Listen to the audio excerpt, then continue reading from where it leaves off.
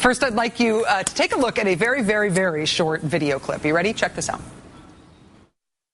There are legitimate values in outsourcing, not only jobs, but work. That was Tom Donahue. Tom Donahue is the president and CEO of the United States Chamber of Commerce.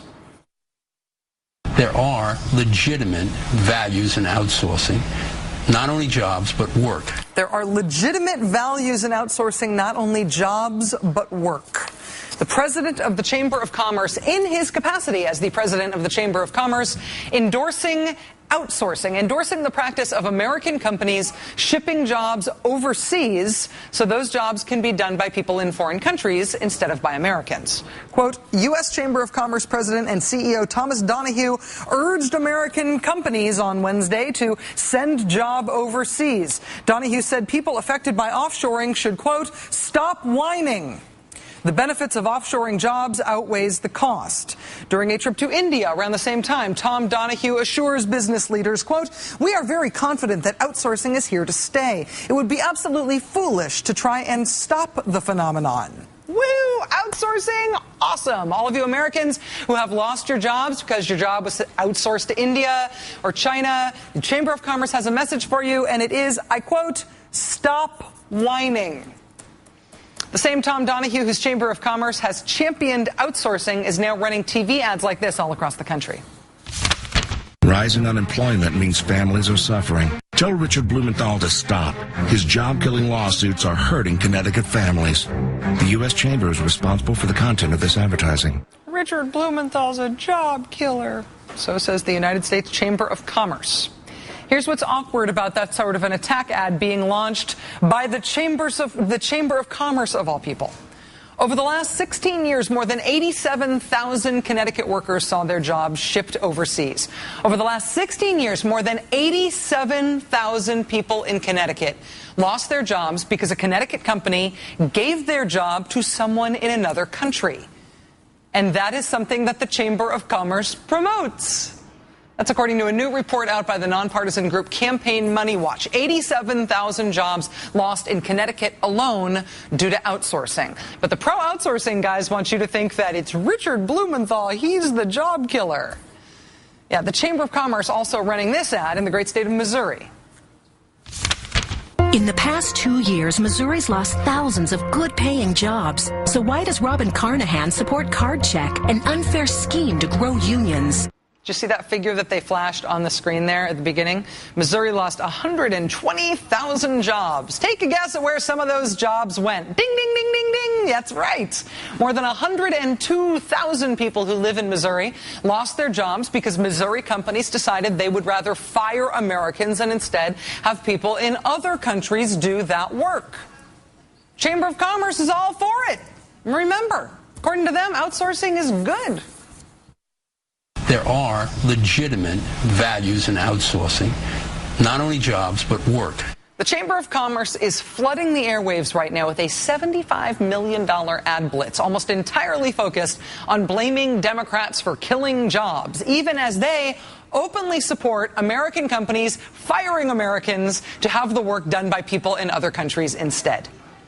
It is because of the Chamber's out loud, well-documented support of outsourcing American jobs to other countries that turned the Think Progress report last week on the Chamber into a political bombshell. Think Progress reported last week that the Chamber's $75 million ad blitz was potentially being paid for, in part, by other countries. By companies in other countries, please send us your American jobs. And even by state-owned companies in other countries, which means those ads may be funded by foreign governments. Please hire our citizens. And America, fire your own citizens. We like it when America is weak because of high unemployment. After that report came out, the Chamber of Commerce immediately denied it. They claimed that not 1 cent of foreign money was being used to fund their campaign ads. They did not produce any evidence to back up that claim. They just said, "Arr, that makes us so mad. We don't do it. Trust us." Do you trust them? No, neither does anybody else outside of Fox News, apparently. Further dogged reporting from Think Progress has now revealed that even though the Chamber of Commerce says foreign money doesn't pay for their campaign ads, the same Chamber of Commerce bank account that pays for all of those ads has taken in at least $885,000 from more than 80 foreign companies. Foreign companies like this one in Mumbai, India, which calls itself the world leader in IT outsourcing. Also, this one in Singapore, which says it is a leader in engineering services outsourcing. They also get money from this one in Bangalore, India. It's described as India's biggest destination for U.S. offshoring. They all pay money into the Chamber of Commerce account from which the Chamber pays for its political ads. And what do those political ads say? Democrats are killing jobs. Yeah. These are companies in countries that benefit directly from American companies firing Americans and instead hiring people in foreign countries to do the work. There are legitimate values in outsourcing, not only jobs, but work. That's the Chamber of Commerce, an organization that takes foreign donations, that advocates for outsourcing, and that is now among the biggest players in this year's elections. They're running tens of millions of dollars of almost entirely anti-Democrat ads.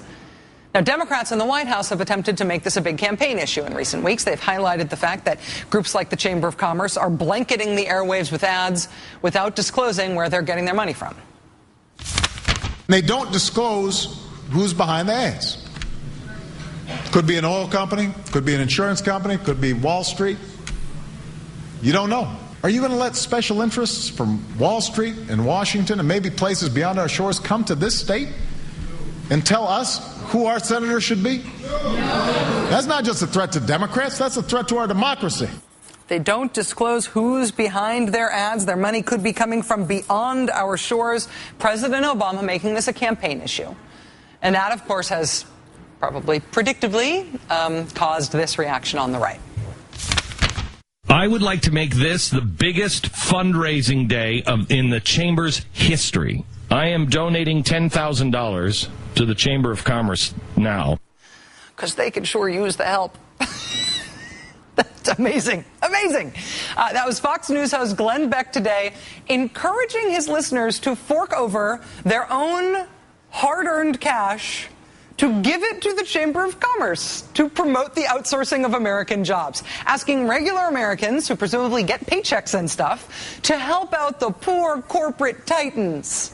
Because, you know, why not? Obama, boo.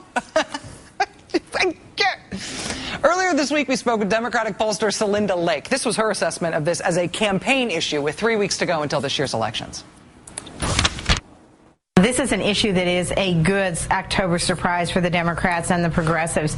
It's a way of really raising a fundamental question about whose side you're on. This is a great issue to unite blue-collar voters of all kinds, Democratic-leaning union workers and Tea Party people, all of them against foreign corporate influence. All of them say that our economic system is being undermined by these policies, and these corporations are trying to pay for a Congress that will keep these policies going. As if on cue, a new poll just comes out from Bloomberg News revealing the extent to which Democrats really have been handed a political gift here.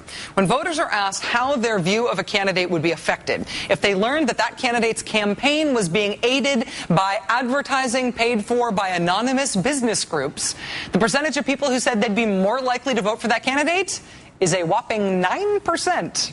The percentage who say anonymous funding would make them less likely to vote for a candidate?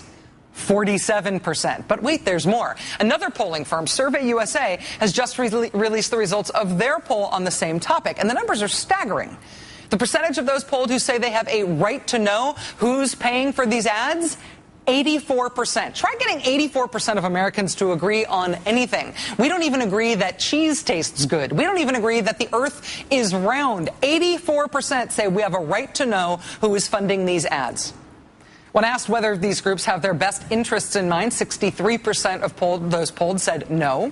The percentage who said they would be less likely to vote for a candidate who benefits from anonymously funded ads is a solid majority at 56%. And are you paying attention, Democrats? If a candidate insists that voters have a right to know who's paying for these ads, the percentage of people who say that would make them more likely to support that candidate, 47%. Attention, Democrats. This is a long, slow curveball right over the heart of the plate.